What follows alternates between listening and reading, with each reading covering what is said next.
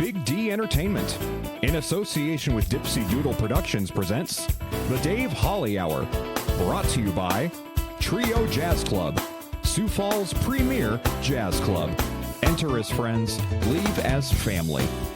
Serendipity Studio Gallery and Gifts, Chasers Food and Spirits, Excel Chiropractic, Quality Nails, and the Sioux Falls Arts Council. The Dave Holly Hour features Sioux Empire Arts and Entertainment Conversations. A true lover of arts, entertainment, good food, and fun times, including an occasional Jack Daniels. Okay, so a few Jack Daniels. Here he is, Dave Holly. Welcome, everyone. I hope you all had a great Thanksgiving, and you're now set for the rest of the holiday season. Tell you what, no shortage of arts and entertainment events this month, so make sure you get out, support local arts, and attend a few of those events. Today's guests include Old Town Dinner Theater Artistic Director John Boe. He's going to tell us about the Savannah Sipping Society, which opens tonight. Later in the show, we're joined by humor writer Scott Johnson, and he talks about his book of essays. But first, let's pop the cork on this bubbly little show. Time to grab your favorite beverage, lift it high, and toast it to being Thursday, a.k.a. Weekend Eve. Hey, the weekend isn't around the corner, it's here! So long, hump day and your frumpy way. We say hello to Thursdays with opening nights. The weekend is near and we can see the bright lights. Yes, Thursday, you're so hearty, we can't wait for Friday, so a day early, we start the party. Whatever your beverage is this week, lift it high and salute to a warm home and great family times, no matter how big or small it may be. Thursday through Sunday in our little place that we have, just the two of us, and of course our puppy, Charlie. It was wonderful. I had some of those days off. Not all of them. I did have to work from home on a few of them. But what was so great about it? The time that Carrie and I were able to spend together, along with our little puppy, Charlie. It was one of the greatest times for me to be able to truly relax and enjoy everything. So cheers to you, family time. The Weekend Eve Toast is brought to you by Chasers, West 12th and Ellis Road. Stop in for great food, great beverages, and fun times. Monday nights at 7, we play Dave Holly Hour Trivia. This Monday's theme is going to be the decadence of December. As always, Mondays are fun at Chasers, your neighborhood gathering place. Honorable mention. What made Dave laugh, chuckle, chortle, downright slap my knee silly, or maybe shed a tear of joy? The past couple of nights, driving through neighborhoods, seeing all the lights that have been put on display, and it just makes me smile every year. The way that those lights, especially if you've got a moon that's close and bright, and against the white snow on the ground that's also bright, just makes a great Christmas card. And it makes me smile each and every year. Later in the show, humor writer Scott Johnson. Up next, Old Town Artistic Director John Boe on the Dave Holly Hour. At Serendipity Studios Gallery and Gifts, the exhibit Never Forget remains on display through December 27th. It asks, what do you carry forward? Is it a face, a touch, a song, a place, a story whispered from one generation to the next? Is it a history that must not be lost? A small object that holds enormous weight, or a community moment that echoes across time. This exhibit is collecting donations and a portion of artist applications, which will be donated to the Alzheimer's Association. Serendipity Studio appreciates all that you do to help serve those who are struggling to never forget. Find out more, serendipitystudiosd.com. Trio Jazz Club is an intimate music venue in the heart of Sioux Falls. It's family-owned and family-run. Ricardo and Mary Beth and the entire staff provide the art of hospitality, while the best local and regional musicians provide the smooth sounds. It's a great vibe with live music Tuesday through Saturday nights. The chefs and mixologists offer an amazing menu and beer and wine lists. Cocktails as smooth as the jazz. Join the club, Trio Jazz Club, across from the Washington Pavilion. Enter as friends, leave as family.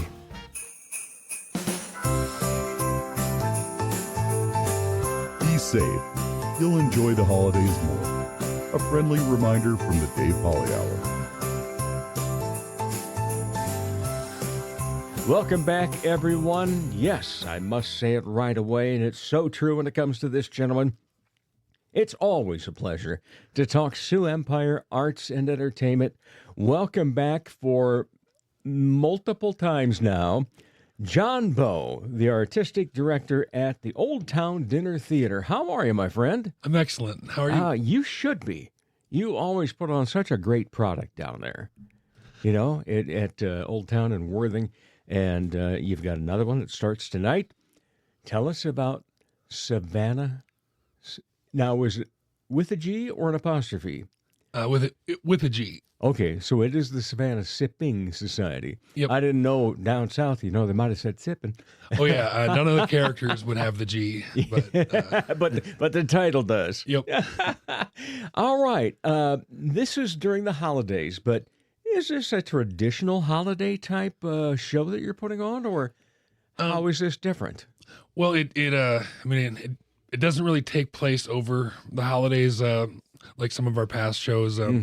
This actually takes place over about 6 months. So Christmas is somewhere in where they jump through, but we never actually address it. All right. Yeah. So it'll be a little bit different for people that are used to seeing Christmas type show, but I like it.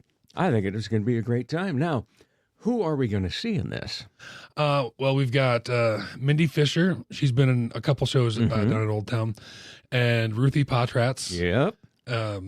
Then Rose Reed. Yes. And Terry Zerfus. Okay. So you couldn't find anybody better for these parts? Said Mr. Sarcasm. Wow. Talking about a very hard-hitting group of women on the stage. Oh, yeah. I felt really lucky to have the group I had. It was so difficult to cast because I would say everyone who auditioned could have been in the show. Yeah. And it was like a weird puzzle game I was doing. I had everyone's names, and I'm like, well, if this person is this character, then I can use this one and this one and this one. But if I have this person as this character, then I have to use this one and this one and this one. But in the end, I'm very happy with the ladies I have. Yeah, no doubt about that. I can't wait to see it, except I'm going to have to wait for almost a month. Yeah, we're coming either late December or into January, one of those times. I just know we always do that so that we can take in everything else going on in the holidays too. But man, what a great deal it is getting down to Old Town whenever you get the opportunity. And I've told this so often on this show that you really need to advertise it. How about you come to a wonderful home-cooked meal in South Dakota, one of the best you'll ever have. And we'll give you a free show because the combination down there is just so great. And I love your whole business model and how it keeps working and how it continues to make it. And it's just so fun to see that. Okay, so when you were talking about casting, it's like, man, I know. I'm thinking of a couple of different names. Boom, boom, boom, boom, boom. And thinking, I wonder if they auditioned. I have the feeling they probably did, but we won't name names. It's just that it is such a great thing. Not only are you able to get a good cast, you have this big pool of people to draw from all the time. What's been the best part of that? The best part is also kind of the worst part because when I first started directing, there were shows that you just get enough or not quite enough, and you're going, okay, how can I make this work? But now with all these wonderful people auditioning, it's this idea of like, I know no matter what, I'm going to have a solid cast, and it's just a matter of trying to figure out what the best combination will be. All right, and speaking of this cast then, how far back did everybody audition, and then when did rehearsals start? Everyone auditioned in mid to late September, and then we started rehearsing the second week of October. Okay, and so it leads up to tonight's opening night Any jitters? Not for me. Okay. Yeah. I think the ladies are ready to go. Yeah. So as a director, unfortunately, I rarely ever laugh at funny things because I don't know if it's because I know it so well or because my mind is just focused on trying to fix things or make things better. But when I do laugh, I have a very silent laugh. It's kind of you just kind of hear breath. So, I love when they finally can get that feedback that I can't give them. You know, I can give them all the notes in the world, but there's something about hearing that audience laughing and responding that you just can't replace. Yeah. Okay. So you don't get jitters before the show as a director. But, some people do, some people don't. A lot of people have different things that they do for their warm-ups and how they have a routine of getting into character and so forth. But you're busy all over the place prior to a show, because I was going to say, hey, do you have any one of those routines that you go through? But you're out there, at the ticket booth. People will see you when they're there. It's not just that, directed by John Boe. They're going to see you out and about in that. And you're such a great fella anyway, but it's always nice when you are at a show and you have such great people volunteering. I was about to say working, but volunteering and helping everybody else out and making sure everything runs smoothly. But you have to have people in place, to even make sure that those people know what they're doing for volunteering. So what's the feeling of the combination of being the director of that particular show, plus also being one of the main people that people come to when they think about Old Town? Well, it's still a little surreal because when I first started there, Jim Wood was the artistic director. And in my mind, like Jim Wood was Old Town. And I mean, because he was the artistic director for about 10 years. Mm-hmm. And so even after I took over, in my mind, it was very much like, well, I'm the artistic director now, but Jim, even though he's not here anymore, is still Old Town. Right. And I mean, he and I are real close friends. And I was talking to him, I think it was a couple of years ago, where he's like, you've been the artistic director longer than I was down there. Oh. And that kind of blew my mind. And that idea of that people think of me when they think of Old Town is still crazy in my head. Mm-hmm. Yeah. But yeah, I take a lot of pride in it. I love the theater. I have since the moment I first walked in to see Monkey Business 2. Mm-hmm. That was the coolest little place. And then after I saw Godspell there a couple years later, I'm like, I need to do shows here. And then I was in a few shows, and then I was the assistant artistic director, and eventually became the artistic director. And we're so glad for that too. Me too. All right. So tell us about this particular play, Savannah Sipping Society. What's taken place? Well, it's about a group of ladies of a certain age. I mean, not I don't want to say old, but definitely not Maturing, like, huh? Who are all kind of in a rut. Like their lives have taken turns that they haven't expected, and they're just not sure what to do next. And they all come together. Three of them meet at this hot yoga class that they hate, and then one of the other one is brought in the following scene. But they kind of come together and slowly help each other figure out what to do next. And there's one who's a real wild spirit. She becomes kind of the life coach, and then one who's a little more tightly wound. So they don't really butt heads so much as the more tightly wound one kind of gets drug into it and learns to enjoy that half. All right. And the other two then? Oh, they're very unique characters in and of themselves, but they're kind of the buffer between the two. Okay. So what made you choose this play? Well, it's been on our list for years of possible shows, and for one reason or another, we'd bump it and be like, well, we really want to get this one in, like either before someone else does or for a specific reason. Right. So just like, okay, possibly next year. And so then this last year when we were looking at shows, we were like, well, we have to do this show.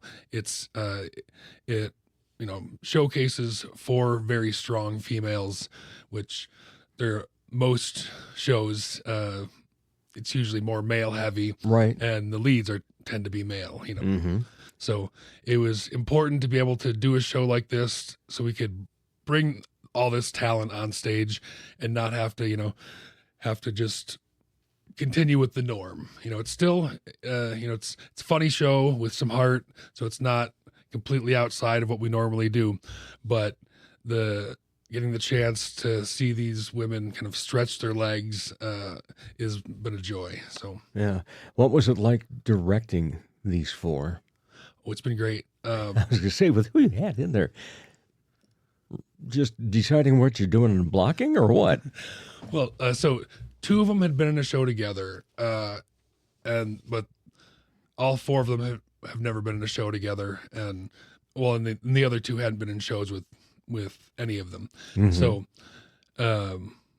it's been really fun watching them kind of come together, like becoming friends, and having those rehearsals where I finally have to go, we need to start now because they're having so much fun chatting. Right. And just hearing them backstage as they're getting ready, it's been really cool to see this group who, kind of knew each other to really come together and become friends. Yeah.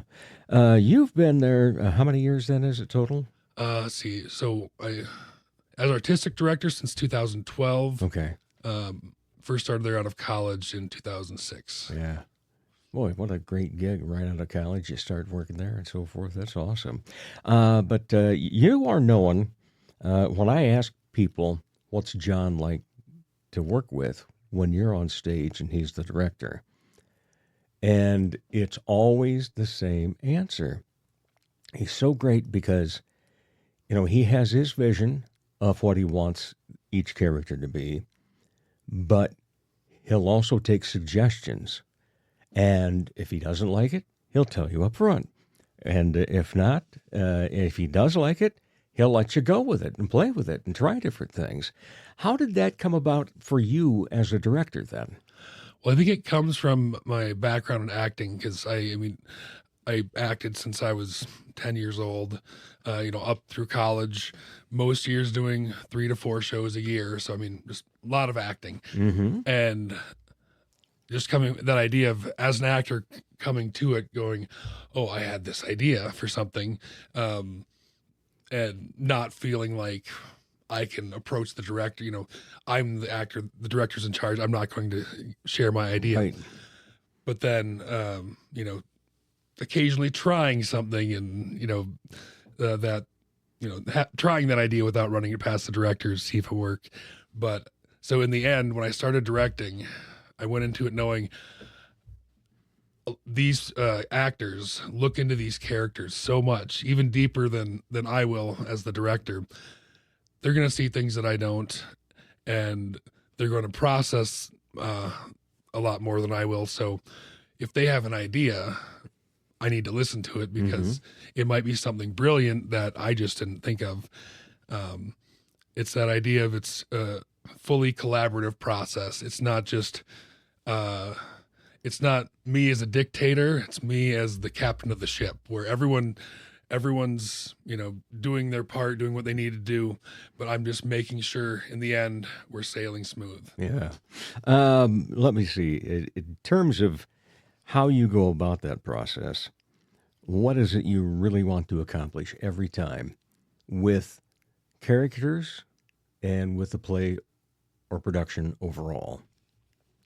Well, generally, I want the characters to be believable. Even these over-the-top, kind of ridiculous characters, there has to be something about them that the audience can connect with, whether they've known someone like that or there's a piece of this character that is similar to them, or something for them to grab onto to make you really care about these people, because if you don't care about these people, then you're not going to care about the happy ending. So it's that idea of being able to relate and pull them in, and then they'll be willing to go along for the ride. Well, then what about the show itself? What is it that you really want to come across? Well, in the end, I want people to leave the theater thinking or laughing or both. Depending on the show. It's something where theater can just be a way to get away from everything, and escape, but it can also be a way to stretch your mind or just stretch your train of thought. So I like that idea of a show staying with someone when they leave. Yeah. And maybe a month later they'll think about that funny part that they saw, or they'll think about what this character went through and have some realization or something like that. Character development has become such an important part for community theaters as much as it has for anybody out on Broadway or in a film. And what I've always loved is, the backstories. And, playwrights often will have some backstory in there. Do you encourage them to add to that backstory? Oh yeah, it's that idea of needing the character to make sense to the actor. We kind of refer to it as headcanon, where it's like it may not be exactly this way in the script, or you might be having to make some of it up, but in my head, this is what led to this, and I'm not going to try to insert lines or anything like that, or a lot of times actors won't even share their headcanon with the other actors, but it helps them drive their choices. So when it comes to making this all come together, what's the biggest part of it? Cohesion. I've been parts of casts where there's some bumping heads, and I've been parts of casts where they're the closest, close knit group, and in the final product you can always tell. I mean, maybe if you have this just amazing actor, they'll be able to cover that disdain, but maybe it's just, since I know it affects it, but it's something that when a cast really comes together and is supporting each other and working towards that common goal without any, big drama or disagreements, it reflects in the final product. What does the general public not understand about community theater? I think it's the time commitment, because it's generally 3 hours a night, 5 days a week for 6 weeks. Whew. And yeah. I think people who aren't involved in theater don't think it's anywhere near that big a time commitment. And because they'll be surprised at how someone can learn this giant monologue, or how the dialogue can be so quick. And it's that idea of like anything you work hard enough on, you can get. So once you have that 6 weeks, that's how they did it. It's right. And then you don't just do one weekend. How many weekend runs is this one? 5. We do 5 weekends. 5 weekends. Okay. Woo. Traditional Thursday, Friday, Saturday, and then a Sunday matinee. It's the matinee is just our closing show. Just the first closing. 4 weeks, it's a regular dinner show. Okay, yeah. Well, and I tell you what, no matter what you go to, you're going to be treated well, and you're just going to have an enjoyable time. But is it tough getting volunteers? Sometimes it kind of depends on their schedules. I mean, the volunteers we get are amazing. Yeah. And over Christmas, sometimes they're a little busier. So it can be more difficult, but we encourage anyone. I mean, because the ticket price is $60, but if you volunteer, you get the same meal that the audience does, and the same show, and it's free. Yeah. So if $60 sounds steep, and I know it is, it's hard to come by, especially if a couple or a family, that adds up quickly.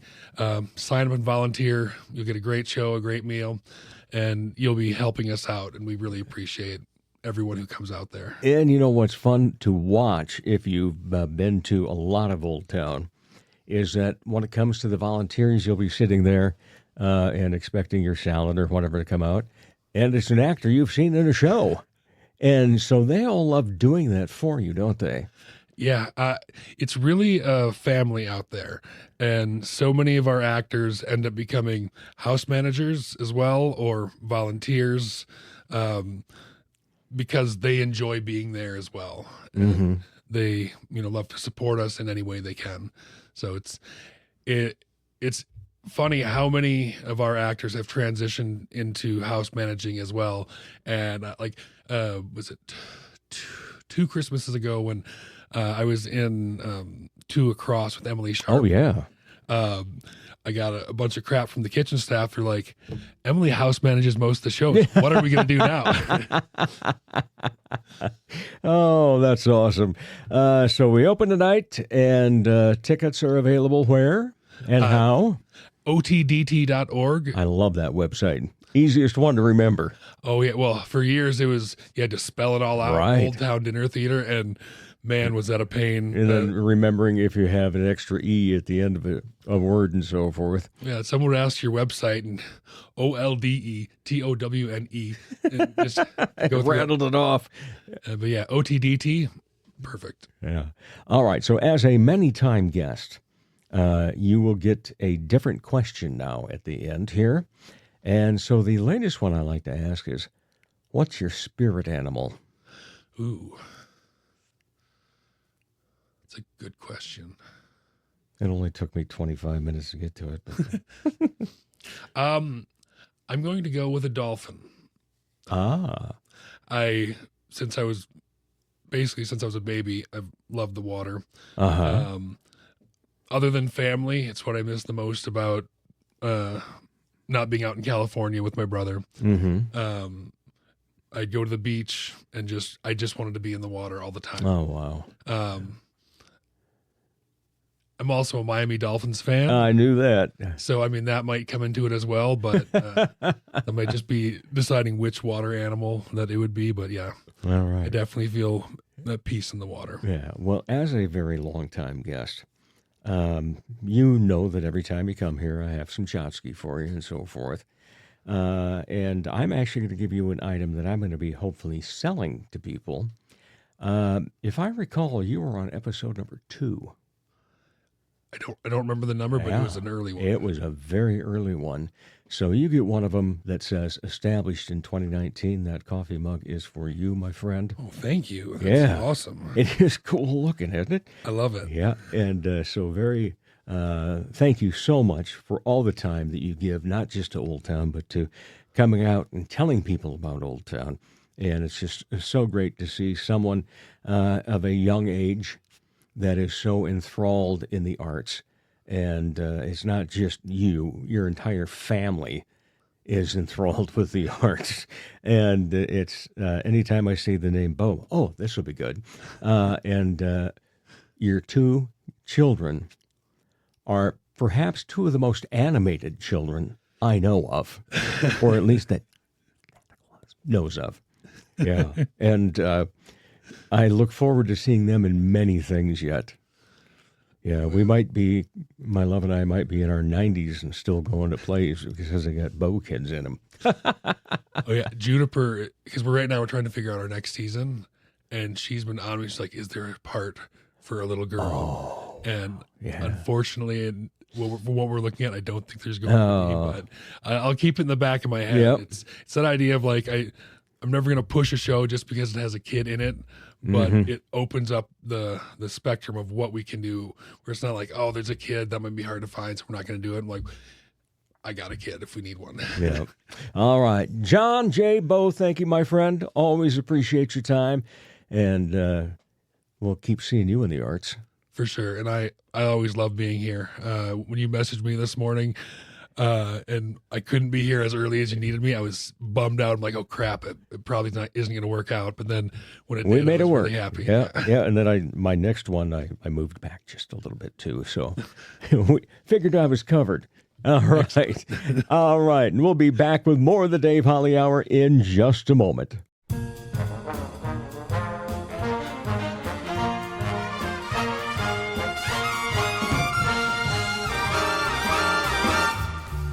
Oh, it's a lively way to get into this holiday weekend. The Dan Hire Quartet tonight at Trio Jazz Club. The unofficial director of cannoli sales is back. Catch him on his drum kit and sit back for classic and contemporary jazz with his dynamic quartet. It's one show tonight at 6:30. Then, tomorrow, 2 shows, 6:30 and 9 for The Teals. A musical group from Sioux Falls performs bluegrass. Unbelievable local talent. They've played at local events like Riverfest and the Old Courthouse Museum Summer Concert Series. So don't miss the shows, again, 6:30 and 9. Saturday night, get ready for a trio Christmas. What a way to get into the holiday season. Oh, my dear friend Etta McKinley is going to be part of this. So make sure you see her and all the others that are very, very talented on the trio stage. Great way to get into the holiday spirit. Saturday's shows, 6:30 and 9. And then when we start up next week, Brett Cooper, have yourself a jazzy little Christmas. Talented Brett Cooper on the house baby grand piano. Nothing quite like Christmas tunes on the piano. One show Tuesday night at 6:30. Jesse Christian Band is going to be playing original music from their newly released album, plus many of your favorites at 6:30 p.m. next Wednesday, the 10th, when we get into double digits. Hard to imagine. And remember, you can always go to triojazzclub.com to find out more, and more importantly, to get tickets. Dr. Perry Langston and Dr. Corey Tooney know excellence is in you. That's why they provide you with excellent care at XO Chiropractic, improving your overall health in spirit, body, mind, and will. Get results the natural way. Arrange a consultation, 605-332-9235 or xochiros.com. Excellent care for excellent people. XO Chiropractic, located at 4309 South Racket Drive in Sioux Falls. It's another Sioux Empire Arts and Entertainment conversation on the Dave Holly Hour. Welcome back, everyone. Yes, I do say it each time, and you would be going, Dave, something's amiss, if I didn't say it. I love talking. It's always a pleasure to talk Sioux Empire Arts and Entertainment. It's been a while since we've had an author on. And he made it through all the background checks, and I got some character references. But Scott Johnson, welcome to the program. Thank you, Dave. Yeah, and great to have you here. And you come via a mutual friend, Miss Emerson Park. Yes. Yeah, and she's just one of those fun people to be around. She is, yes, very engaging. But if you're looking for her for that character reference, I think maybe that's where you went wrong. Well, I did go there. It was a little shady. Yeah, She had some tales. Yeah. She definitely had some tales about it, though. And the finding people in the arts and entertainment community in Sioux Falls, you're kind of scraping the bottom of the barrel here, but I appreciate it. I was wondering if perhaps the animatronic coyote from Gigglebees, he was not available this week there? Sorry. Okay. Well, wouldn't even go that route anyway. Book, I did have Spider-Man in here one time. Oh, excellent. Yeah. Yeah. But, beyond that, mascots, they really can't get their heads through the door to the studio. I always wanted to be a mascot. But, yeah. All right. So you are listed in a couple of spots as being a humor writer. That was probably my doing, yeah. Most likely, considering they were social sites. Yeah. So humor writer. What made you decide to go that moniker instead of saying author? Yeah, I guess I write essays. I'll kind of talk about my background getting to that point there. But I've always wanted to write a book, a novel or, whatever you have. But and I started that. I haven't got a rough draft. I would a first draft. I have a first page of a novel to be someday, but just found that that's kind of difficult. Building characters, having an actual plot, story arc, things like that. So I had written these little nuggets here and there, stories, columns, things, and threw some jokes in. And decided, well, that's kind of easier. That's my attention span. It's a little bit shorter quips and try to throw some jokes in. So author, when I think of an author, I think of someone who's writing that novel, has a full story arc like our friend Emerson Park. So humor writer just kind of feels like that fits a little. Well, it works well then. Yeah. So what was the first essay that you ever had published or felt really good about letting other people read? Yeah. So I guess I'll kind of go take the long way there. I had never really done my background is in technology, computer stuff, programming, database, that thing. So very far away from the creative sides of the world, but always wanted to do some of those things. And for years back when I was first married to my lovely wife, my mom always used to write a Christmas letter. That was kind of a tradition for us. I thought that was a normal thing that people did, write Christmas letters to their friends and family. Let's send it out with a picture of the family. And she would just kind of update, what the family's been doing and things like that. So I thought, okay, well, now I'm an adult, marrying an adult. I'm going to do that same thing. The thing that adults do is send out a Christmas letter to my family and friends, and realized later that no one actually does that. But I took that as my creative outlet. So I started kind of telling a short story in there and throw in some jokes, and had that. That was my one creative outlet per year, writing. I wanted to find more opportunities like that. Had a friend, actually my cousin, that did some stand-up comedy, open mic nights around Sioux Falls, and I'd always loved comedy, stand-up comedy, and it was sort of a bucket list item. So finally worked up the nerve to do a stand-up set, open mic set at the old Boonies. Oh, yeah. It was by Canary Stadium, the only split foyer bar in the upper Midwest. I loved that place. That was weird. So I did an open mic set and recorded it back before we had the easy iPhones. I actually recorded it on a camcorder, uploaded it to YouTube just for fun. I could show a couple people. Well, my employer, Poet, who is still my employer today, they publish a quarterly, I guess right now it's twice a year, magazine. I've got a copy of one of those, but that they send out to people in the ag industry, employees, partners, things like that. And it's, mostly biofuels related things, but they reserved the back page for sort of that. Get to know the employees. Yeah. Well, and it was, I think of it as kind of the Sports Illustrated back page. Rick Riley was sort of the life of Riley. Yeah. So sort of that continual tangent, a couple of jokes in there. And they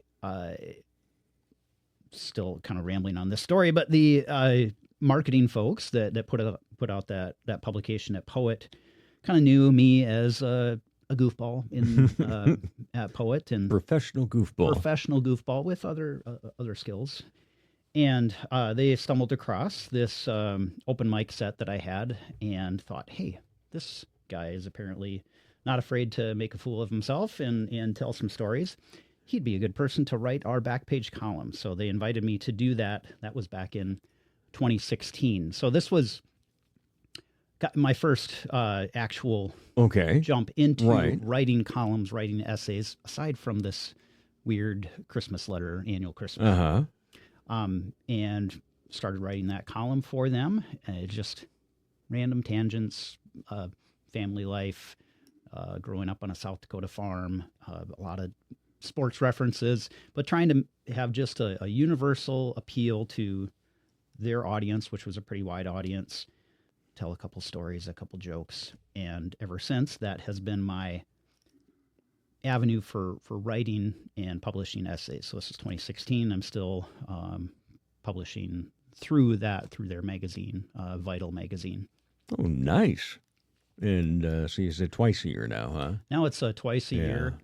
And nice publication, again, mostly focused on them as a business, but they reserve that back page pretty much for me. See, when I heard that you were working for Poet, it's like, does he do poetry too? It's right. It kind of makes sense. And do people ask that a lot? I think so. People that aren't familiar with Poet, I think people in this area, it's a little more familiar, but there's always that backstory. Why poet? Yeah. Go into that. True. Yeah. So how many people does this magazine reach then? It's kind of varied. I should probably know the stats to see what is my reach, but it's an online publication and a physical print. So it's for all your listeners out there. Here, let me show this to them. Oh, there, you can see yes. this. Isn't It's it beautiful. Wow. Wow, that's beautiful. So I get the back page. It's a pretty wide audience. They used to actually physically print and deliver them in town at the, you go into Hy-Vee and you can find Right. the magazine. Yeah. But I'm not sure what the numbers are now. Okay, but Probably tens of regardless, millions, yeah. a place for you to get this started and get that itch, scratch it a little bit, and then from that, how did you get this point that you have now enough essays to put into a book? Yeah. So like I said, I had writing a book on my bucket list someday. And that was a daunting task. Like, it's going to take forever. I got to develop characters and actually make sense. But then I realized, well, wait a second. I've got these essays that I've published over the past several years. Maybe I can just take those and reshape them, expand them, add to them, and publish a book. And that's what I did. So most of them are from the Poets magazine reshaped, because I only get a small section in that back page, but expanded them. And this was about 2 years ago. It'll be coming up on my 2-year publishing anniversary.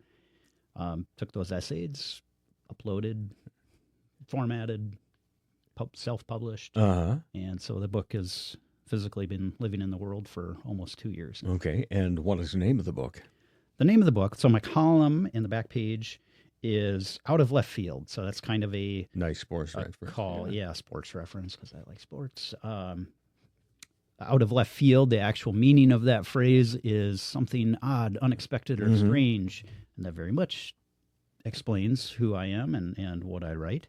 But then the out of left field poet is in the agriculture industry. So out of left field, they are very, maybe a reference to a farmer's field. They are very ingrained in the agriculture industry. That's an agriculture pun, if you exactly catch that there. And out of left field of dreams. Out of left field of dreams, I actually wrote an essay about the field of dreams that will be possibly coming into book number 2. But I guess the name of the book, since my column was Out of Left Field, my book is titled Essays Out of Left Field. I have to read it here. I can't say it. Essays Out of Left Field. Life Lessons from a Midwestern Dad Who Talks About Sports Too Much. Where do we find this? Well, you can find it at the lovely Amazon.com. I think I have one physical copy still in Zambros. You could go find it there. Somebody should go buy that so I can give them more to sell. It's also available through, I believe, Apple Books, Barnes & Noble, the ebook. Right. Copy. So. Awesome. Yeah. And so what's the thing you want to write about next? I'm continuing on this path of taking random experiences from my life and turning them into little stories. So that for the foreseeable future, that will be my path in the type of thing I write about. There's these disconnected essays of silliness. Do you still do any comedy? I did my first open mic set many years ago. 14 years ago, perhaps, was a moderate success. It was very awkward, but in a charming way, I'd like to think.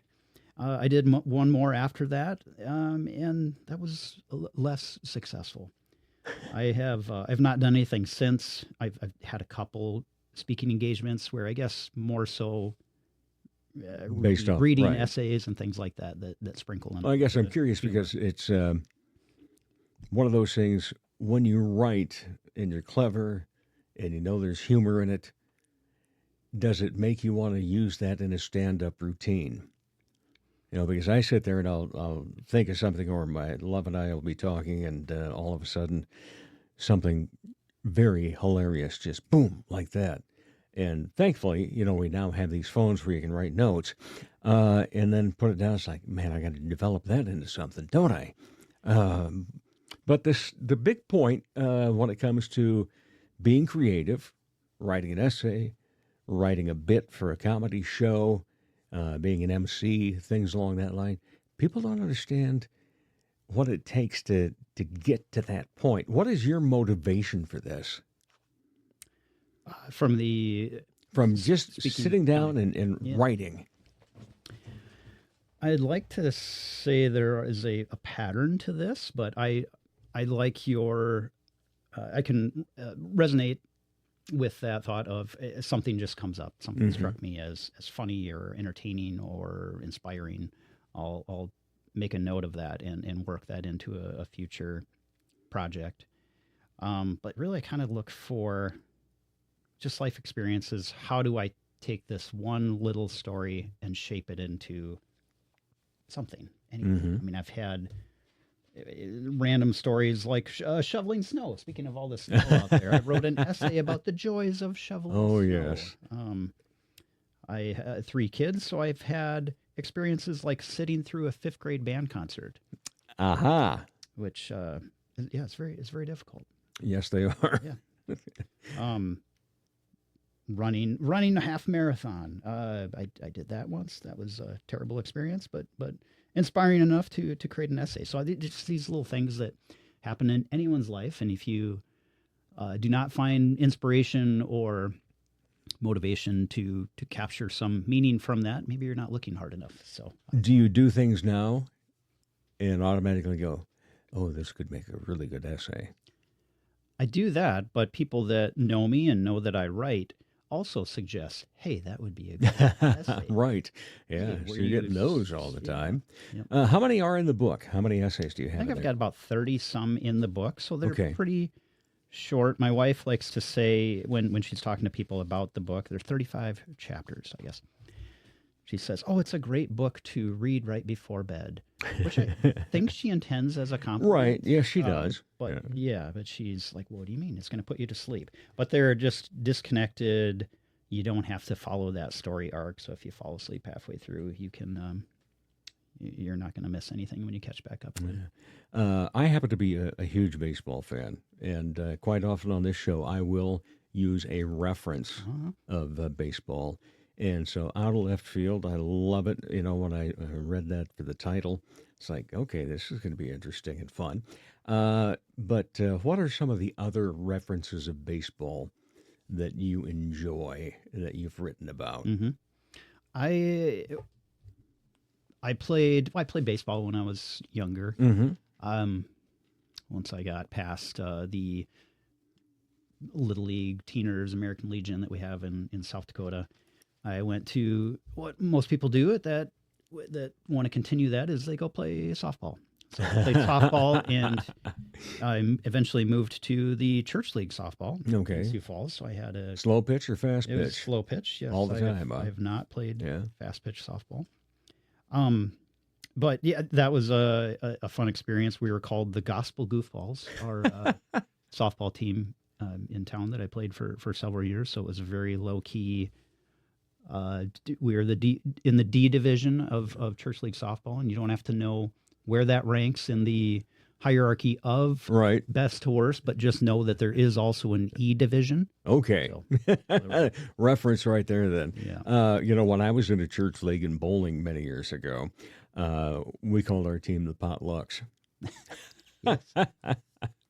Everyone knows. Yeah, and everybody could have had a name. Okay, so you are the salad. That's right. Yeah. What's your favorite play in baseball? Oh, my favorite play in baseball. So when I played, I pitched back in the day when I actually played baseball. When I moved to play D Division League, Church League softball, I played in the outfield, and I loved to chase down a fly ball and find it land in the glove. There's something very satisfying about that. Yeah. Boy, there were a lot of great catches this year in the baseball world. It's amazing to watch what they do. Yeah. And you can't truly appreciate it I think you can, unless you've done some of it yourself and know how hard it is Yeah. to do some of these things. Well, you watch it. and there's so many great things you do. Obviously, clutch home runs and so forth. course, Walk-offs are always impressive. And then unassisted triple play, Yeah. typically at second base, happens rarely. Mhm. But my favorite play is a triple. That's probably the most exciting. Yeah. And next to it would be the inside the park home Yeah. run. Yeah, which is very Um, rare. Exactly. Should have seen one time when the Cubs were against the Twins years ago. Yeah. But the third base coach held him up.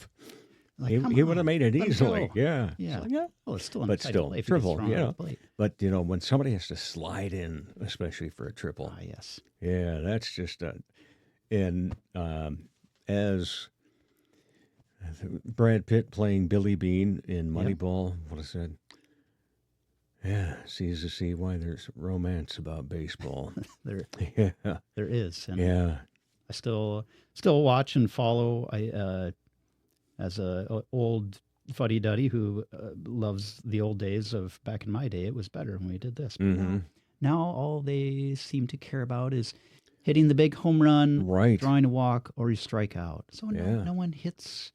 No, Just tries to hit for average, and if they'll just stop at second base, not try to go to third base. and there's so many that are just hoping if they get on a roll and I got a double and I got the triple.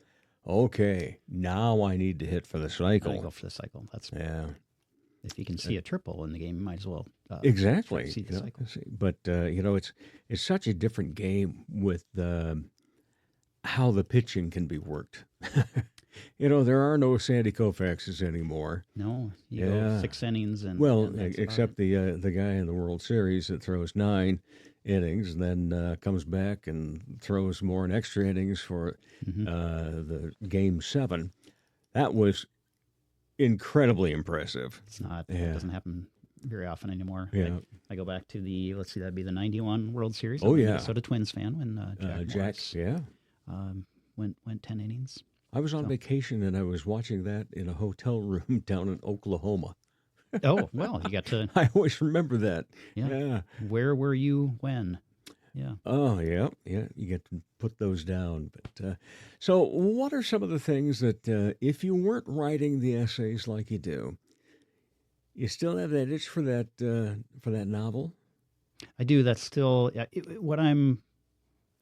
I like the wholesome, whimsical, silly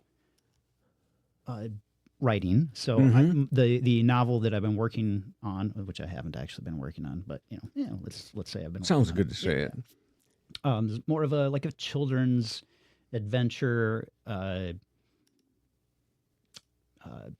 out of this world things. So I want Disney to come knock on my door. There we I go. guess there is maybe my long-term goal with that. So that's still probably a someday thing, but In the meantime, you can write an essay. Yes, there is a Disney. yes, I can write. I did have one experience with my kids at Disney on Christmas Day, which was, don't go on Christmas Day if you're. I was at Disney World once, and that was back in the, let's see, would have been junior year of college. Yeah.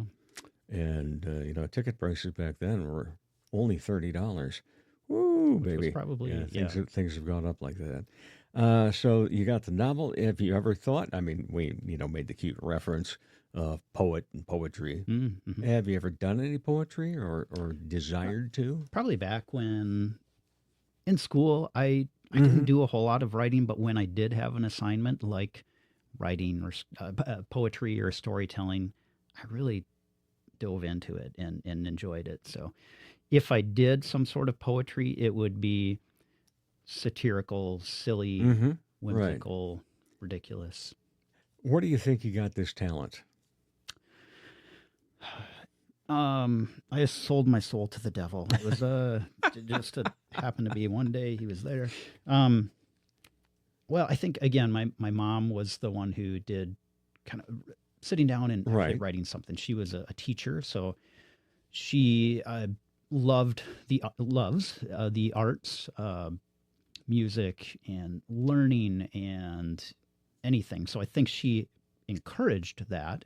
didn't do as much of it herself. My dad was a farmer, and he used to draw some, but otherwise didn't do a whole lot of writing in my family per se. So I think it was just developed into this desire to tell stories, and writing little essays seemed to be the result of that. In your family, then, have you become the one that people will tab? Oh, we should really have Scott write this for us. Writing, and I've presented at my grandma is she 104? I think she's 103, will be 104. So I have been tasked to MC her 90th birthday, and then got up and spoke for her 100th birthday. So, yeah, once in a while I get tabbed. Yeah. Well, you should probably do this. It's like knowing, since I'm a technology person, Uh-huh. I'm also the resident family expert to go fix your computer. Even if I don't know how to fix your computer, that's just Okay, where it being the techie that you are, then, when you write, are you on a tablet, are you at a desktop, or you pencil it?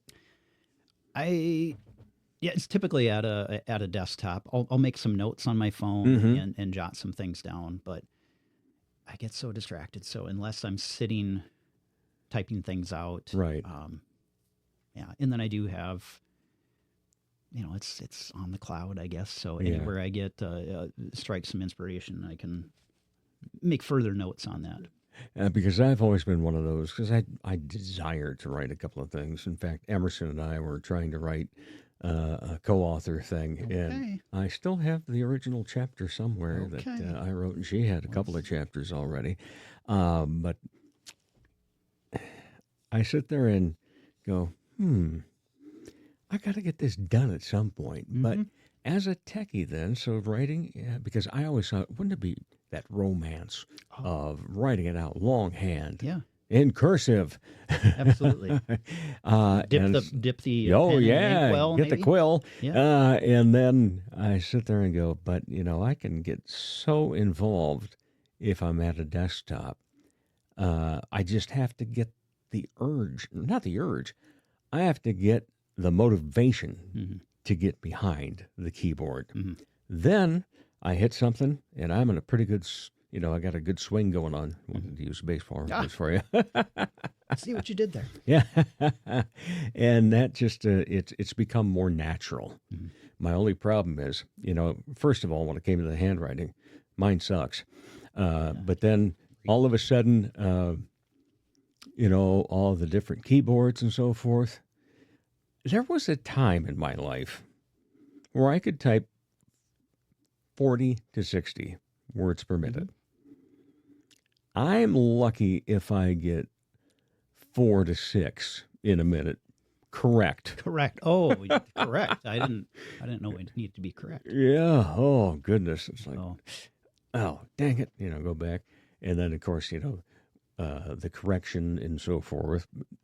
Here's the proper word, things like that. No, I didn't mean duck. Autocorrect. Yeah. All right. So one other tech question then. What do you think of the whole AI? Yes.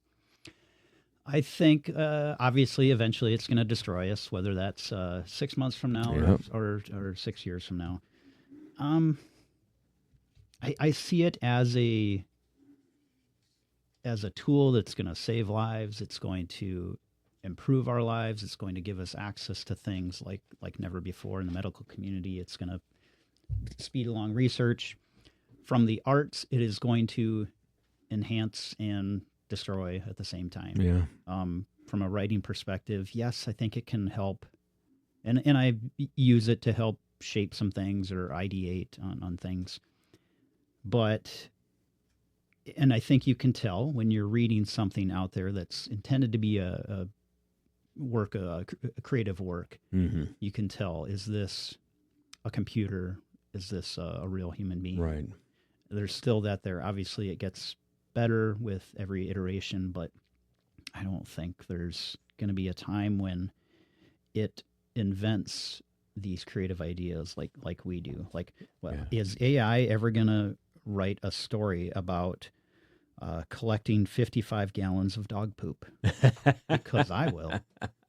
But I don't know if AI is. So it's a bittersweet thing. You know, I just it's gonna be a great tool, read a but- quote from James Cameron, the director of Avatar, and he says, yes, there will be some good things about it, he says, but there is no reason that AI should be creating actors Oh, yeah. and actually putting them into film.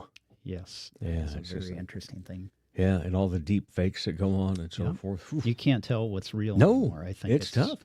Well, in the difficult news enough. stories, it's like, I don't trust anything I read online. And it's like, I hate when, right now, the whole thing in the trending world for Facebook is they will say, oh, the 7 words that shut down the studio. Da-da-da-da. Go to the comments and click on the link, and then you're in a rabbit hole Yeah. of all sorts of stuff, and I just hate that. So mine would probably be a pet peeve book. Well, that would be easy to write. Yeah. Endless content there. You've got at Oh, least there 5 is. volumes. Yeah. of that. Well, because I actually did write a column many years ago for it didn't last long, but we had a weekly arts and entertainment letter, or not letter, but paper that we put out called City Weekly. And I had a column called Holidays, D-A-Z-E. And the first one I wrote was called The Double Door Dilemma. And the fact that so many places of business that have 2 doors always have one locked. So you got to use and you always go to the wrong one when you're choosing which way to go into it. Want to use the left side or the right side? And yeah, and so that was one of those. So You can never look cool in that situation. oh, I know it. Yeah, and then is this a push or a pull? Oh, no. And you look around to see who has been watching. Exactly. I tried to do that. Or if you try Oh. to, and then you do finally pull, but it slams against your foot and it slams closed. Yeah. All right. You at one point mentioned, well, that'll be in volume 2. Yeah. Is that in process already? It is in process. Okay. I would say spring of 2026 Okay. would be when the volume 2 is out. Excellent. And you self-publish. I do. Yes. When I first learned about this process, I thought it was a very daunting task, and thinking about writing a novel and having it published. My only knowledge or point of reference on that was, you have to get a publisher, you have to submit it, and then you wait for months and months and months and years, and then learned about self-publishing, which is not a new thing, but to me it was a new concept. So it's just so accessible. I wouldn't say it's easy to do. There's a lot that you have to learn and get it published, but it is accessible. So there is no gatekeeper. Now, there is also not a set of resources for you to market your book and to go on a book tour or whatever. But but when I decided to do this, it was just, I'm going to do this. Didn't really tell anyone I was doing it. I kind of mentioned to my wife, but she was sort of surprised. So it was something I wanted to just see if it could be done, learned about all the self-publishing, push it up to Amazon, printed a kind of a test book, and gave it to my mom for Christmas. She was my biggest fan, my supporter. So before anyone even knew what I was doing, I had a physical copy of the book. And it's just that accessible, that possible. So I'll continue down that path. And again, if Disney or someone else knocks on my door and says, "Hey, we'd love to publish your book," somebody I'll listen. besides the Dave Holly Hour. Well, yeah, that's prestigious as well. Oh man, this has been fun getting to know you, Scott Johnson, humor writer. I like that title. The book is Essays Out of Left Field, and available Amazon, etc., and around town in a couple of spots. Yeah, it's been. It's out there in the world. Okay. Or you can knock on my door and I'll give you one. That's true. And I just may be knocking. All right. As a first-time guest, you do get the usual questions. There are 2 of them. Oh, Depending upon how you answer number 1, might not need to ask the second one. So the first one is, when you're not part of the arts and entertainment, what do you like to be entertained by? that's great. I am all over the place. I have so many interests now. I've spent the last 20 years raising children. So I really didn't have any free. Okay, my wife was raising children, but it was super exhausting watching her do that. So we really didn't have a whole lot of time to be entertained, except for chasing them around. But now that I have two in college and one's a junior in high school, we're actually finding that we have some free time. It's like a mythical concept, and we have enjoyed, my wife and I, all that Sioux Falls has to offer. We love sports. We love being active. She's a runner and a workout fanatic. I like to try to stay active. We've found ourselves going to lovely downtown Sioux Falls this summer. We're like, well, we don't have anyone. What should we do? We've never had to ask that of ourselves before. So we've been to the Levitt. We like to go to the lovely Steel District that's out there. We go to the Washington Pavilion, music, arts, walking around town. We also like to sit on the couch with our 2 dogs and 2 cats. All right. And be lazy. So, any hobbies? I love to play golf. I played golf once in December in South Dakota last year. I don't think that's in the cards this year. I played pickup basketball for a while. I think I might be retired from that. I am now 51 years old. I know I don't look a day over 52, but I used to do some of those things. I think I should retire from that, but and just enjoy the randomness that the area has to offer, and there's plenty to do. All right, Scott Johnson, thank you so much. Appreciate your time. Thank you so much, Dave, for having me. Yeah, really appreciate it. And we'll be back to wrap up the Dave Holly Hour in just a moment. Ladies, when it's time to give your nails some love, get that extra special treatment from Quality Nails on South Minnesota Avenue in Sioux Falls. Manicures and pedicures that look great and make you feel fantastic. Zaya and Tony provide professional care for your hands and feet, whether you just want the basics or an extra special look with added flair. Oh, and guys, it's okay to treat yourself too. Quality Nails. Call for an appointment. 605-334-1463.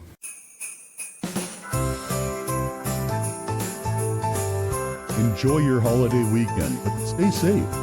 Dave would rather talk to you than about you. Thanks again to my great guests, John Boe and Scott Johnson. John has been a guest a handful of times, while this was Scott's first time on the show. Use the search button on the show's website, davehollyhour.com, to hear John's previous conversations, and listen however you wish, whenever you wish, to any of the now 301 episodes on the website or your favorite podcast platform. Thank you all for supporting local arts and for taking the time to download, listen, and share the show. I encourage you to find your art, find the art you enjoy, find the art you're interested in trying, and we shall see you in the arts. As the Sioux Falls Arts Council says, together we art. As Arts South Dakota says, home is where the art is. As I say, put some art in your heart. Remember, my name is Dave Holly, and for me, every day is a holiday. The Dave Holly Hour has been brought to you by Trio Jazz Club, Sioux Falls' premier jazz club, Serendipity Studio Gallery and Gifts, Chasers Food and Spirits, Excel Chiropractic, Quality Nails, and the Sioux Falls Arts Council. Stay up to date on the show by following on Instagram and Facebook. All episodes available anytime at davehollyhour.com. The Dave Holly Hour is produced in the Dipsy Doodle Studios by Big D Entertainment. Thanks for listening.